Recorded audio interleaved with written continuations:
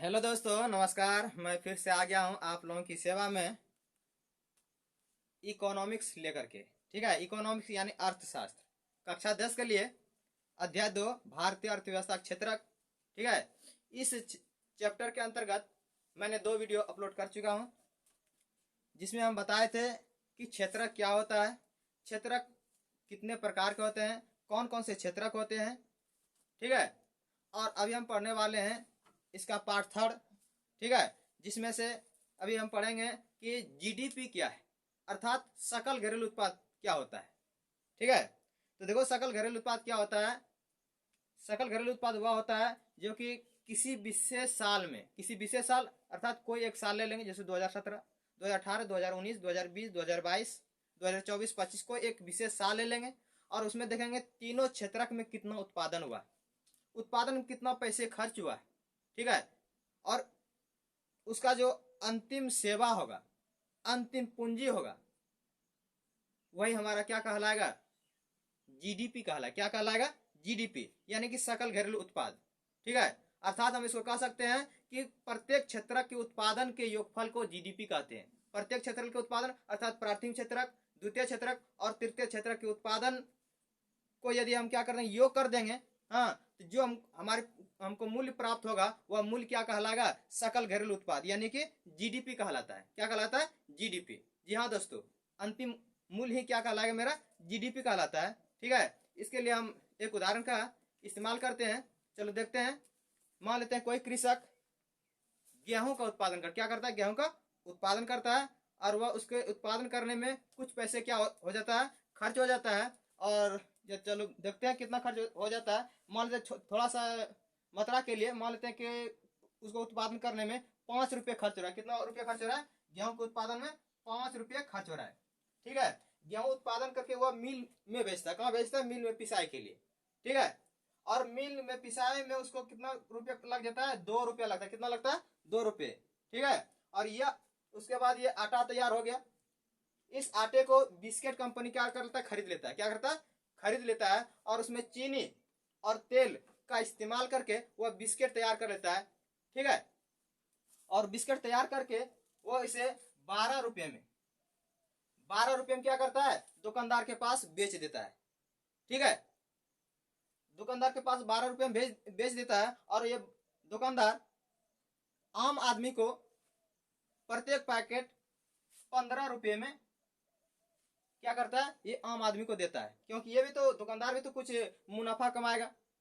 ठीक है, तो ये लिया कंपनी से, लिया कितना, 12 रुपये लिया। हाँ, और ये उसके बाद ये आम आदमी को दुकानदार कितना में दे रहा है, 15 रुपये में दे रहा है। कितना में दे रहा है? 15 रुपये में। तो ये 15 रुपया, यही मेरा अंतिम उत्पाद हुआ। क्या हुआ? अंतिम उत्पाद। ठीक है, ये मेरा क्या हुआ? अंतिम उत्पाद। यही अंतिम उत्पाद मेरा कहलाएगा जीडीपी कहलाएगा। क्या कहलाएगा? जीडीपी। हाँ, ये क्या कहलाएगा? जीडीपी।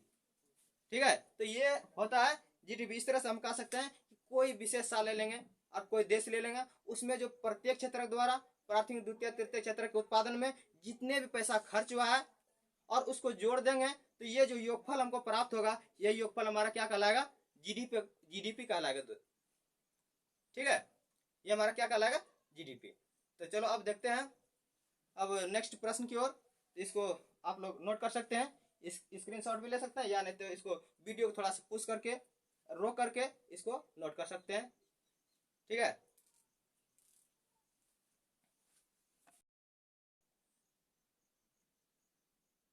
हाँ चलो अब देखते हैं अगला क्वेश्चन क्या है। अगला क्वेश्चन है बेरोजगारी क्या है। बेरोजगारी, देखो बेरोजगारी क्या होता है? जब व्यक्ति काम करने में सक्षम है और वह बाजार रेट से, मार्केट में जो रेट है मजदूर का, उस रेट पर वह काम करने के लिए क्या है, तैयार है, लेकिन उसको काम मिलता नहीं है। ठीक है, यानी कि वह व्यक्ति काम करने के सक्षम है और बाजार के रेट से अर्थात हम कह सकते हैं कि जो भी उस मार्केट में रेट चल रहा है मजदूर का, ठीक है, और उस रेट के दर से वह काम करने के लिए भी तैयार है, लेकिन उसको कोई काम मिलता नहीं है। तो ऐसी स्थिति में उस व्यक्ति को हम कहेंगे बेरोजगार कहेंगे। कौन सा व्यक्ति कहेंगे? बेरोजगार व्यक्ति, ठीक है। और उसकी ये जो ऐसी समस्या है उसके सामने है, काम नहीं मिलना, ये समस्या उसका बेरोजगारी कहलाता है। क्या कहलाता है? बेरोजगारी, ठीक है। तो इस तरह से बेरोजगारी हमारे देश में बहुत से बेरोजगारी के प्रकार होते हैं। जैसे कि हो गया कि प्रच्छन्न बेरोजगारी, खुली बेरोजगारी, शिक्षित बेरोजगारी, इस तरह से बहुत तरह का बेरोजगारी है। यानी कि हम कह सकते हैं कि बेरोजगारी कई प्रकार के होते हैं, ठीक है। लेकिन हम इस चैप्टर में पढ़ेंगे, दो ही बेरोजगारी के बारे में पढ़ेंगे। एक पढ़ेंगे खुली बेरोजगारी और एक पढ़ेंगे छुपा हुआ बेरोजगारी, ठीक है। क्योंकि हमारे चैप्टर में ये दो बेरोजगारी के बारे में क्वेश्चन पूछा जाता है और ये बहुत इंपॉर्टेंट क्वेश्चन है, ठीक है। तो चलो देखते हैं कि खुला बेरोजगारी क्या होता है और छुपा हुआ बेरोजगारी क्या होता है। तो खुला हुआ बेरोजगारी, यह बेरोजगारी प्रत्यक्ष बेरोजगारी थे। इसमें खुले आम व्यक्ति क्या है? बेरोजगार दिखाई देता है। वह व्यक्ति काम करने के लिए क्या है? तैयार है, हर स्थिति से बस क्या है? सक्षम है, लेकिन उस व्यक्ति को कोई रोजगार मिलता नहीं है। तो ऐसा बेरोजगार लेंगे जिसमें कि व्यक्ति को खुलेआम खुलेआम वो व्यक्ति क्या है? बेरोजगार है, उसको कोई रोजगार नहीं है, कोई रोजगार मिलता नहीं है। तो इस तरह की बेरोजगारी को हम क्या कहेंगे? खुली बेरोजगारी कहेंगे, क्योंकि इसमें खुलेआम दिख रहा है कि वो व्यक्ति क्या है? बेरोजगार है, ठीक है। उसके बाद होता है छुपा हुआ बेरोजगारी। तो पहले इससे पहले यहाँ जो है बेरोजगारी क्या है और बेरोजगारी के कई प्रकार होते हैं। खुली बेरोजगारी, इसको आप लोग नोट कर लो। उसके बाद हम फिर इसको मतलब कि इसमें लिखेंगे छुपा हुआ बेरोजगारी या नहीं, ठीक है। तो इसको पहले ठीक से देख करके इसको नोट कर लिया करो, या इसमें दिक्कत होता है तो इसको वीडियो को थोड़ा सा रोक रोक करके लिख लिया करो, ठीक है। उसके बाद हम चलते हैं अगले प्रश्न पर, जो कि उसमें है, अगला प्रश्न आएगा हमारा लुप्त छुपा हुआ बेरोजगारी, ठीक है। इसको नोट करो।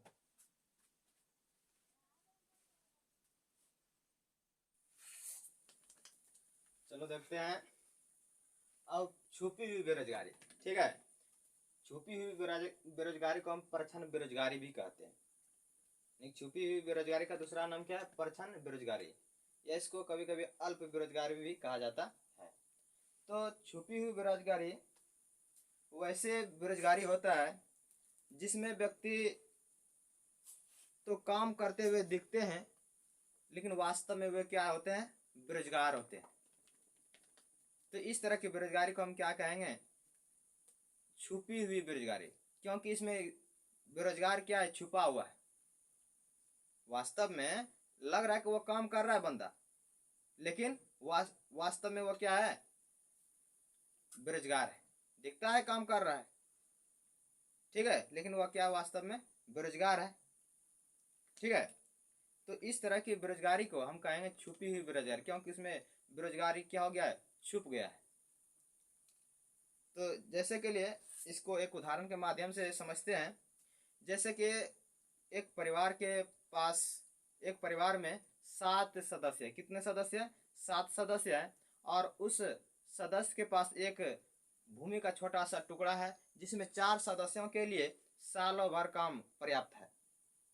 यदि 4 व्यक्ति सालों भर काम करते रहेगा तो वह अच्छा तरह से काम कर सकता है, ठीक है। और वह चारों व्यक्ति क्या करता है? उसी खेत पर क्या करता है? काम करता है सालों भर। और उसका जो और 3 सदस्य रह जाता है, उसको काम नहीं मिलने के कारण, बेरोजगार होने के कारण, वह भी क्या करता है? उसी चारों परिवार के साथ में मिल करके ये भी क्या करता है? अपना हाथ बटाने लगता है, और ये भी सालों भर मिल करके सातों परिवार उसी छोटे से खेत पर काम करता है। तो इस तरह से देखा जाए तो इसमें यदि 3 लोगों को हटा भी देंगे तो उसके उत्पादन पर कोई फर्क नहीं पड़ेगा, उसके काम के उत्पादन पर कोई फर्क नहीं पड़ेगा, क्योंकि 4 बंदा जितना काम कर रहा था उतना ही तो काम अभी भी 7 लोग भी मिल करके कर रहा है। इसलिए 3 आदमी को हटा भी देंगे तो कोई काम पर प्रभाव नहीं पड़ेगा। तो इस तरह से हम देखते हैं कि लग रहा है कि सातों परिवार को पूरी तरह से रोजगार मिल गया है, क्योंकि सालों भर ये भी काम कर रहा है। लेकिन वास्तव में क्या है, ये 4 बंदा के बराबर ही इसमें क्या हो रहा है, काम हो रहा है। इसलिए हम यदि 3 बंदे को हटा भी देंगे काम पर से, 3 लोगों को काम पर से हटा भी देंगे, तो उसके उत्पादन प्रक्रिया में, उसके उत्पादन में कोई फर्क नहीं पड़ेगा। इस तरह से हम कह सकते हैं कि ये जो 3 बंदा है ये अभी भी क्या है, बेरोजगार है। लेकिन बेरोजगार है, लेकिन ये दिख नहीं रहा है, अर्थात ये बेरोजगार क्या हो गया, छुप गया है। इस तरह से हम कह सकते हैं कि ये इसमें जो बेरोजगारी है, इस तरह की बेरोजगारी है, इस तरह बेरोजगारी बेरोजगारी को हम कह सकते हैं छुपी हुई बेरोजगारी, क्योंकि इसमें देखते हैं 3 बंदा का बेरोजगारी क्या हो गया है, छुप गया है। ठीक है, इस तरह से हम इसको, जब 3 सातों परिवार इसी छोटे से खेत पर काम करता है, तो क्या होता है, 4 बंदा ही इस काम को करने में सक्षम था, लेकिन 3 परिवार और इसी मिलजुल के काम कर रहा है। इस 3 परिवार के मिल के काम करने से क्या हो जा रहा है कि चारों परिवार का जो काम है वो काम आपस में क्या होता है, बट जाता है, थोड़ा थोड़ा क्या होता है, सब में बांट के आ जाता है। तो इस तरह से इसमें क्या हो गया, अल्प बेरोजगारी हो गया। क्या हो गया, अल्प बेरोजगारी। बेरोजगार तो है लेकिन थोड़ा सा क्या है, बेरोजगार है। अब क्योंकि काम तो कर रहा है, रोजगार तो मिल गया, लेकिन फिर भी क्या हो रहा है, थोड़ा थोड़ा सब में क्या हो गया, अब कमी हो गया। इसलिए इसको हम अल्प बेरोजगारी भी कहते हैं। ठीक है, चलो देखते हैं। छुपी हुई बेरोजगारी वैसी बेरोजगारी होती है जिसमें व्यक्ति प्रत्यक्ष रूप से काम करते हुए दिखते हैं, लेकिन वह व्यक्ति वास्तव में बेरोजगार होते हैं ना। व्यक्ति जब प्रत्यक्ष रूप से लग रहा है कि वह काम कर रहा है या उसको रोजगार मिल गया है, लेकिन वास्तव में वह क्या है, बेरोजगार होता है। ऐसी बेरोजगारी को छुपी हुई बेरोजगारी कहती है। इस तरह की बेरोजगारी को हम क्या कहेंगे, छुपी हुई बेरोजगारी कहेंगे। इसको परछन बेरोजगारी भी कहते हैं। इस छुपी हुई बेरोजगारी को हम क्या कहते हैं, परछन बेरोजगारी भी कहते हैं। ऐसे बेरोजगारी को छुपी बेरोजगारी या इसको परछन बेरोजगारी कहते हैं। उदाहरण के लिए मान सकते हैं, माना कि किसी व्यक्ति के परिवार में 7 लोग हैं और उसके पास जमीन का एक खेत छोटा सा टुकड़ा है जिस पर 4 लोगों के लिए सालों भर काम पर्याप्त है, लेकिन उनके 3 और परिवार के पास काम न होने के कारण ये तीनों लोग भी उसी छोटे खेत पर मिलकर 7 परिवार सालों भर काम करने लगता है। इस तरह से सबका काम आपस में क्या होता है, बढ़ जाता है। यही यदि ये लोगों को काम पर से हटा भी दिया जाए तो काम के उत्पादन में कोई नकारात्मक प्रभाव नहीं पड़ेगा। ठीक है, तो इस तरह से ये होता है छुपी बेरोजगारी, जिसमें कि किसी का बेरोजगारी छुप जाता है। जैसे कि अभी आप लोगों ने देखा, इस तरह से और बेरोजगारी हो सकता है। जैसे कि शहरी क्षेत्र में ले लेंगे, कोई दुकान है, उस दुकान को यदि कोई एक बंदा उसको संभाल सकता है, दिनों भर काम कर सकता है, लेकिन उसका और कोई सदस्य रहेगा, 1-2 सदस्य रहेगा और उसके पास कोई काम नहीं रहेगा, तो वह क्या चाहेगा, चलो यहाँ रूम पे बैठ के क्या करेंगे, चलो उसी दुकान में हम भी क्या करेंगे, थोड़ा सा टाइम पास कर लेंगे। और इस तरह से वह तीनों परिवार तीनों सदस्य मिलकर के क्या करेगा, उसी दुकान में दिन भर क्या करेगा, सौदे को लेन देन करते रहेगा सौदे का, और वह क्या करेगा, दिन भर समय अपना गुजार कर देगा। लेकिन वास्तव में यदि कोई बंदा देखेगा तो लगेगा ना, तीनों को क्या मिल गया है, रोजगार मिल गया है। लेकिन वास्तव में सोचा जाए तो उसमें एक लोगों के लिए ही काम था, एक लोग ही उसको क्या कर सकता है, संभाल सकता है। लेकिन 2 लोग क्या कर रहे हैं, मिलजुल के उसी काम में लगे पड़े हैं। इस तरह से एक आदमी का काम ये 2 अन्य लोगों में भी क्या हो गया, विभक्त हो गया। इस तरह से क्या हो गया,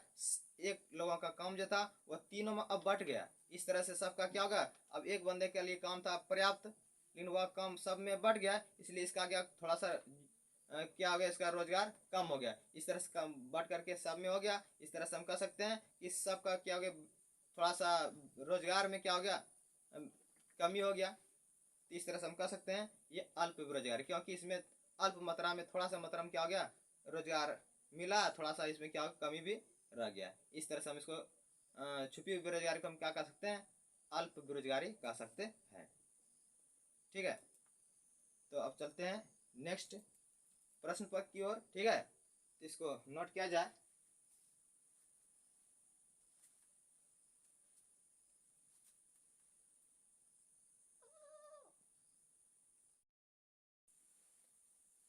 चलो अब देखते हैं अगला क्वेश्चन। अगला क्वेश्चन है, राष्ट्रीय ग्रामीण रोजगार गारंटी अधिनियम 2005 यानी कि नरेगा NREGA 2005 क्या है? नरेगा हम लोग देखे गांव में, ग्रामीण क्षेत्र में देखे भी होंगे, जहाँ मिट्टी कहीं कटाई होता है, चाहे रोड में मिट्टी भरता हो या कहीं कोई तालाब का मिट्टी काटता हो, तो उसके साइड में एक पोस्टर बना दिया जाता है, बोर्ड लगा दिया जाता है, उसमें लिखा रहता है नरेगा, ठीक है, या हिंदी में लिखा रहता है राष्ट्रीय ग्रामीण रोजगार गारंटी अधिनियम 2005। तो यह राष्ट्रीय ग्रामीण रोजगार गारंटी अधिनियम यानी नरेगा क्या है, चलो इसके बारे में आज विस्तार से जानते हैं कि नरेगा क्या होता है। देखो नरेगा क्या होता है, हम लोगों को पता है कि पूरा देश में बेरोजगारी फैला हुआ है, तो इस बेरोजगारी से निजात पाने के लिए, बेरोजगारी को कुछ हद तक कम करने के लिए केंद्र सरकार ने, ठीक है, इसको कुछ हद तक कम करने के लिए और रोजगार का नियम लागू करने के लिए भारत के 200 जिलों में, कितने जिलों में? 200 जिलों में एक कानून बनाया, और इस कानून को राष्ट्रीय ग्रामीण रोजगार गारंटी अधिनियम 2005 के नाम से जाना जाता है, जिसको हम लोग नरेगा भी कहते हैं। क्या कहते हैं? नरेगा, ठीक है। इस अधिनियम को बनाने का उद्देश्य क्या था? इसका उद्देश्य यह था कि ग्रामीण क्षेत्रों में, कौन से क्षेत्रों में? ग्रामीण क्षेत्रों में बेरोजगार को रोजगार देने के लिए उन्होंने एक कानून बनाया, जिसे हम लोग राष्ट्रीय ग्रामीण रोजगार गारंटी अधिनियम के नाम से जानते हैं। इसी नियम के अंतर्गत, इस नियम के तहत उन्होंने बेरोजगार को, जो कि काम करने में सक्षम है, जिसको काम की जरूरत है, उसके लिए साल में कम से कम 100 दिन तक रोजगार देने की गारंटी लिया गया है, ठीक है। यदि बेरोजगार व्यक्ति को 100 का दिन यदि काम नहीं देता है और उसको कम से कम 15 दिन के अंदर उसको रोजगार नहीं देता है, तो सरकार उसे बेरोजगारी भत्ता देने के लिए तैयार है। और इस अधिनियम में 33% महिलाओं के लिए आरक्षित कर दिया है, ठीक है। तो यही है राष्ट्रीय ग्रामीण रोजगार गारंटी अधिनियम। इसको एक बार फिर से दोहरा देते हैं, चलो देखते हैं। राष्ट्रीय ग्रामीण रोजगार गारंटी अधिनियम 2005, नरेगा 2005 क्या है? बेरोजगारों को बेरोजगारी को देखते हुए केंद्र सरकार ने कुछ हद तक रोजगार देने के लिए भारत के 200 जिलों में काम का अधिकार लागू करने के लिए एक कानून बनाया, जिसे हम लोग राष्ट्रीय ग्रामीण रोजगार गारंटी अधिनियम 2005 यानी नरेगा 2005 के नाम से जाना जाता है, ठीक है। इसका उद्देश्य क्या है, अर्थात नरेगा का उद्देश्य क्या है? तो नरेगा 2005 के निम्न उद्देश्य है, इसका उद्देश्य निम्नलिखित है। क्या क्या है उद्देश्य? तो इस अधिनियम के तहत जो लोग काम करने में सक्षम है, जिन्हें काम की जरूरत है, उन्हें सरकार द्वारा साल में कम से कम 100 दिन का रोजगार अवश्य दिया जाएगा। सरकार के द्वारा उसे 100 दिन का काम अवश्य दिया जाएगा। यदि सरकार बेरोजगार को 15 दिन के अंदर रोजगार नहीं दिलाता है, तो सरकार उसे बेरोजगारी भत्ता देगी, ठीक है। यदि 15 दिन के अंदर बेरोजगार को रोजगार दिलाने में असफल रहता है, तो सरकार उसे बेरोजगारी भत्ता देगा, ठीक है। और इस अधिनियम में 33% हिस्सा औरतों के लिए क्या कर दिया है? आरक्षित कर दिया है, ठीक है। यही है राष्ट्रीय ग्रामीण रोजगार गारंटी अधिनियम। इसके लिए एक कार्ड भी दिया जाता है,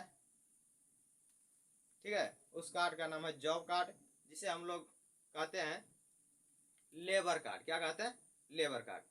उसमें व्यक्ति का नाम रहता है, उसका आधार संख्या रहता है, उसमें अकाउंट नंबर रहता है, उस कार्ड जॉब का भी कुछ नंबर होता है जिसके माध्यम से सरकार उसके खाते में पैसा भेजती है।